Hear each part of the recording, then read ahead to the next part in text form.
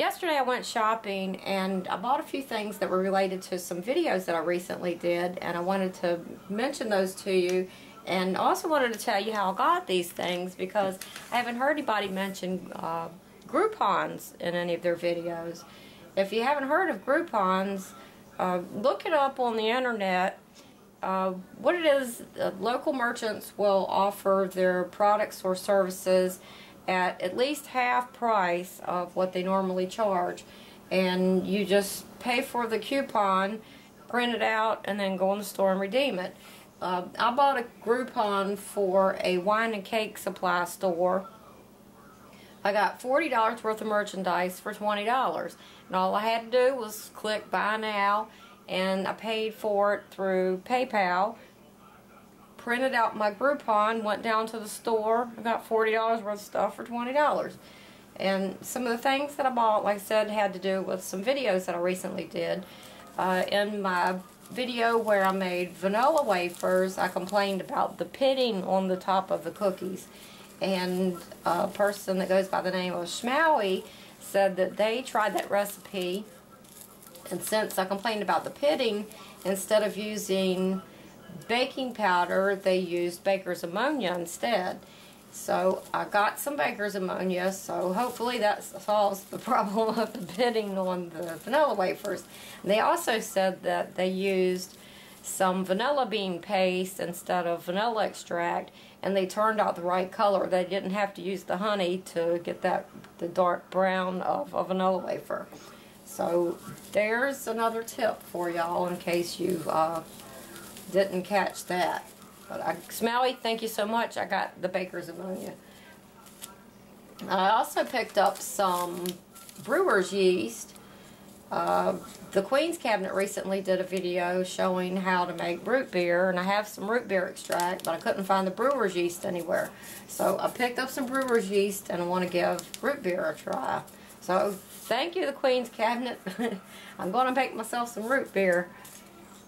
And in the video that I did about making ice cream sandwiches, I had cut the cookies into rounds, and Mr. Hull at 101 suggested that I cut them into squares, and then it would cut down on the waste of the ice cream. And I thought he had a good point there. And the first recipe that I tried that didn't turn out so well, I had actually cut the cookies out with a pizza cutter and cut them into rectangles, but what I found was you have to be very precise with that. I just cut rectangles, and you know, the top cookie and the bottom cookie have to match up to make a sandwich. So you really need some kind of a cutter to make that go easier. So he suggested that I go onto eBay and find some a square cookie cutter.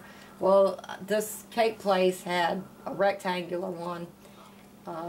The only way I could get a square one was to buy a whole set, so I just bought the rectangular one. And they turned out nice. I've already made some ice cream sandwiches with this. So there's how they turned out. Looks even more like the real thing. And I made a whole bag of these cookies. I also found that after those ice cream sandwiches stay in the freezer for a couple of days, that the cookies absorb some of the moisture from the ice cream, and they end up even more like the store-bought, the texture of those cookies. The cookies are real good. They taste like brownies. So be sure to give that cookie recipe a try. Even if you don't want ice cream sandwiches, it makes a good chocolate cookie. And Mr. Hullett, when I was on eBay looking at the cookie cutters, I got kind of sidetracked and got my mind set on a ravioli maker. And I came that close to buying a little tray for making ravioli. I'm glad I resisted the urge, because I went into a thrift store and I found a ravioli maker for $7. So ravioli video will be coming up. And I'm real hesitant about making videos about ethnic type foods because I'm sure to not do it right. But I want to show y'all how the ravioli maker works, if it works. And if I can do it, anybody can do it. So ravioli will be coming soon. And I looked everywhere for some semolina flour to make the ravioli with. I finally found some today. It's no wonder that people aren't self-sufficient anymore, because you just can't find the things you need to make the stuff with. I mean, if you need semolina flour to make pasta and they don't sell it, then you have no choice but to just, you know, make something that's going to be crummy or buy the ones that are already made. So the ice cream thing, I've got off track, but I got the cookie cutter. Thank you, Mr. Hullett, for suggesting that. And I also picked up some aluminum pie pans to make frozen chicken pot pies. That's a video that'll be coming up soon. I've given that one shot before, and I'm a lot smarter this time. So I got the pie pans for that. They sell some pie pans in Walmart that are similar to this, but they're bigger and deeper, and I found that was just too much for one serving. So this is the right size. Also picked up a little pastry wheel. I've never seen a gadget that I could resist. And it has this thing on the end for crimping the outer edges of the pie crust. So we'll see how that works. And I got this decorator tip is for making jelly donuts. The shaft is long enough so that you can insert it into a donut and fill it. So I'm planning on making a jelly donut video. Found a recipe I hope will work well. So we'll see how this works out. And I got a metal funnel for filling bottles when I make pancake syrups and things. Those syrups are awfully hot when they go into those bottles. I'm always afraid I'm going to melt that little plastic funnel that I use. So I got a little metal funnel, but I don't know if I can pour into that small end or not. I picked up a few more cookie cutters, some round fluted ones. That place had hundreds of different cookie cutters. And I got some cream horn cases. I want to give this a shot. I've tried puff pastry before and failed at it, but I'll see if I can get this to work out. I got this neat funnel pitcher for making pancakes or for pouring into muffin tins. So that looked like a neat gadget. And I also picked up some maltodextrin. I don't remember what I wanted that for. But it's sure to come up again. And I also picked this up in a thrift store. And I've mentioned this several times in the comments section. Whenever I'm making breads and using a bread machine, you can get these things real cheap in thrift stores. And I picked up this one. It's brand new, never been used. It still had the plastic and the stickers on and everything. And it was $3.98. So now I have a second one if I need, you know, 2 at a time. Or if somebody around here wants it, they can have it. But it was, look, $3.98. You can get these things real cheap. And it works perfectly fine. I plugged it in and it works great. Very often people will get these bread machines and then they don't like the way they bake bread, because it ends up kind of dry and crusty on the outside. I don't like the way it bakes either, but I do like the way it mixes the doughs and kneads them and rises them. It does it perfectly. You just use it for the dough cycle. $3.98 and you won't have to knead dough. Can't beat it. And another thing that I picked up in the thrift store was a cake cooling rack for 99¢. And I have so many gadgets. My drawers are just crammed full, and anytime I need something, I have to dig all through those drawers to find what I need. And I've been thinking that I wanted to hang some of that stuff on the walls, but I didn't want to fill my walls full of nails. So I came up with an idea that I could just hang a cake cooling rack from my cabinets with 2 cup hooks. And I bought a bag of drapery hooks and attached them to the cake cooling rack, and then hung all the stuff on that, and I'll show you how that turned out.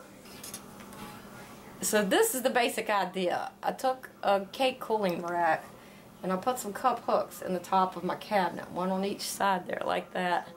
One on each side.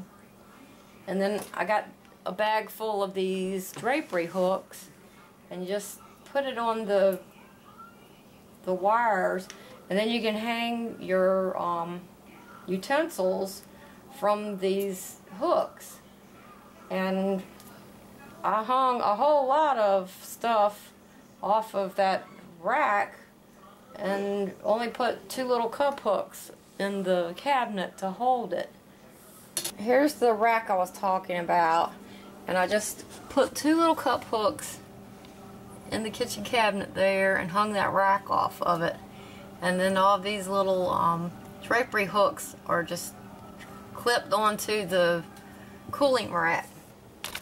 I managed to hang a whole bunch of junk up there and got it out of the drawers, and this is stuff that I use very often, so it'll be easier to find it.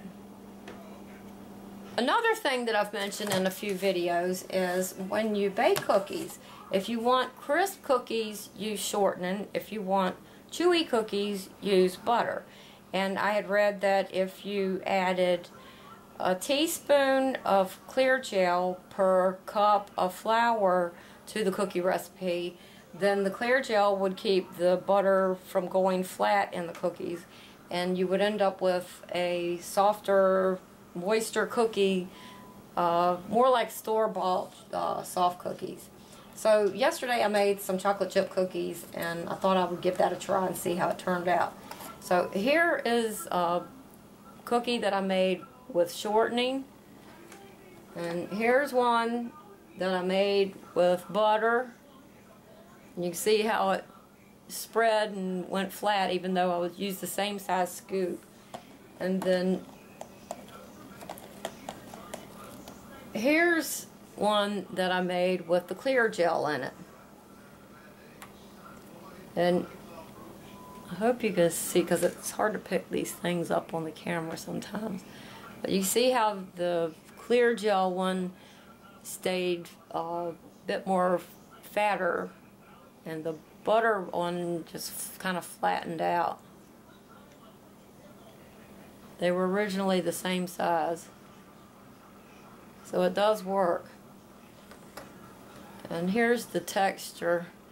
This is the shortening cookie. It's very crisp and crunchy. And here's the butter. It has a little bit of crunch to it, but it's chewy.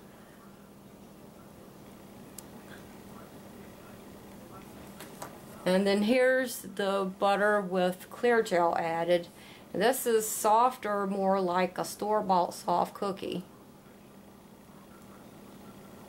And after I baked these, I put them in this plastic thing. And the ones that wouldn't fit in here, I put into a plastic bag and left them on the counter. When I came home from work today, all of the clear gel cookies had been eaten.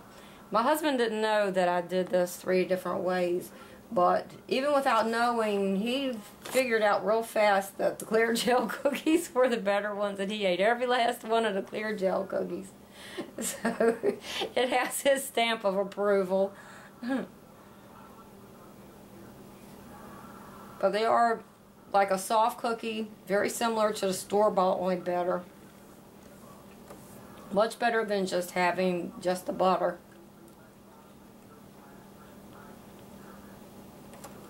So I highly recommend adding 1 teaspoon of clear gel per 1 cup of flour to a cookie recipe when you're using butter in the recipe. They turned out great.